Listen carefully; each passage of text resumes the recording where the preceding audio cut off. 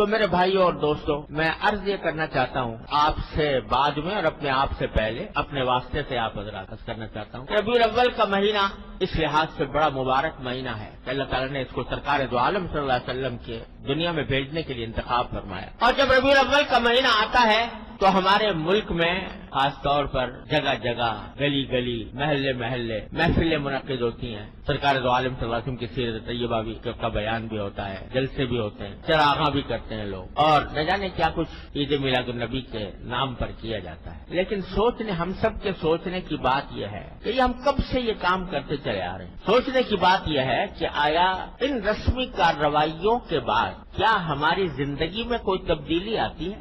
اتنے جلسے ہو گئے، اتنی تقریریں ہو گئی، اتنی محفلیں منعقد ہو گئی، اتنی نعتیں پڑھی گئی، اتنے درود و سلام ہوئے. الحمدللہ حضور اقدس صلی اللہ علیہ وسلم پر ایک مرتبہ درود شریف کوئی بھیج دے تو اللہ تعالیٰ اس کے اوپر 10 رحمتیں نازل فرماتے ہیں. اللہ تبارک و تعالیٰ ہم سب کو توفیق عطا فرمائے. لیکن سوال یہ ہے کہ یہ سب کچھ ہونے کے بعد کیا ہماری زندگی میں کوئی تبدیلی آتی ہے؟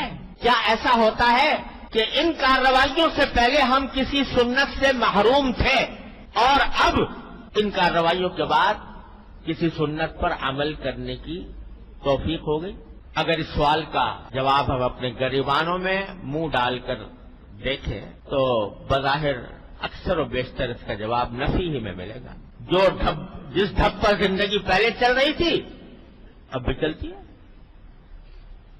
پہیا جس طرح گھوم رہا تھا اب بھی گھوم رہا ہے. پہلے اگر سرکار دو عالم صلی اللہ علیہ وسلم کی سنتوں کی اتباع کی فکر نہیں تھی اب بھی نہیں. تو بتائیے کہ آیا اس بات سے سرکار دو عالم صلی اللہ علیہ وسلم خوش ہوں گے کہ میری امت کے لوگوں نے میری تعریفیں تو بہت کر لی، لیکن کیا میں جس کام کے لیے آیا تھا اور جو پیغام میں لے کر آیا تھا، جو سنتیں میں نے وضع کی تھیں، ان کے اوپر عمل میں کیا صورتحال پیدا، اس پر عمل کی طرف دھیان نہیں، تو کیا اس سے خوشی ہوگی سرکار دو عالم صلی اللہ علیہ وسلم؟ کیا آپ دنیا میں اسے تشریف لائے تھے کہ آپ کی تعریف میں قصیدے پڑھے جائیں؟ آپ کو تو پیشکش ہوئی تھی کہ اگر آپ چاہیں تو دنیا کا سارا مال و دولت آپ کے قدموں میں ڈھیر کر دیا جائے. اگر آپ چاہیں سردار بننا چاہیں تو ہم سب متفقہ طور پر آپ کو سردار بنانے کے لیے تیار. اگر آپ کو حسن و جمال کی خواہش ہے تو دنیا کا منتخب حسن و جمال آپ کی خدمت میں پیش کر دیا جائے. ساری پیشکش کر دی گئی تھی، مگر آپ اپنے اس پیغام سے، اپنی اس تعلیم سے باز آ جائیں. سرکار دو عالم صلی اللہ علیہ وسلم جواب میں کیا فرمایا تھا کہ اگر میرے ایک ہاتھ میں آفتاب اور ایک ہاتھ میں مہتاب بھی دے دو گے تو میں اپنے اس دین کی اس تبلیغ سے باز نہیں آ سکتا. سرکار دو عالم صلی اللہ علیہ وسلم اگر محض تعریف ہی کرانی ہوتی تو وہ اس وقت پیغام قبول کر لیتے. تو ہم سب کے سوچنے کی بات یہ ہے کہ آیا ان ربیع الاول کے مہینے کے آنے کے بعد ہم سرکار دو عالم صلی اللہ علیہ وسلم کی تعلیمات پر عمل میں کوئی ہمارے ترقی ہوتی ہے؟ بلکہ افسوسناک بات یہ ہے کہ حضور اقدس صلی اللہ علیہ وسلم کی سیرت طیبہ کے نام پر ہم وہ کام کرتے ہیں جو سرکار دو عالم صلی اللہ علیہ وسلم نے جن کی ممانعت فرمائی، جو ناجائز قرار دیے، جو شریعت میں ناجائز. سیرت النبی کا جلسہ ہو رہا ہے اور اس کے اندر نمازیں فوت ہو رہی، اس کے انتظام میں، جلسے کے انتظام میں، جلوس کے انتظام میں نمازیں جا رہی ہیں. وہ نماز جو بستر مرگ پر بھی معاف نہیں ہے، وہ نماز چھوٹ رہی ہے، جماعت چھوٹ رہی ہے. اور اب تو یہ ہونے لگا ہے کہ مخلوط مرد و عورت کی ملی جلی نشستیں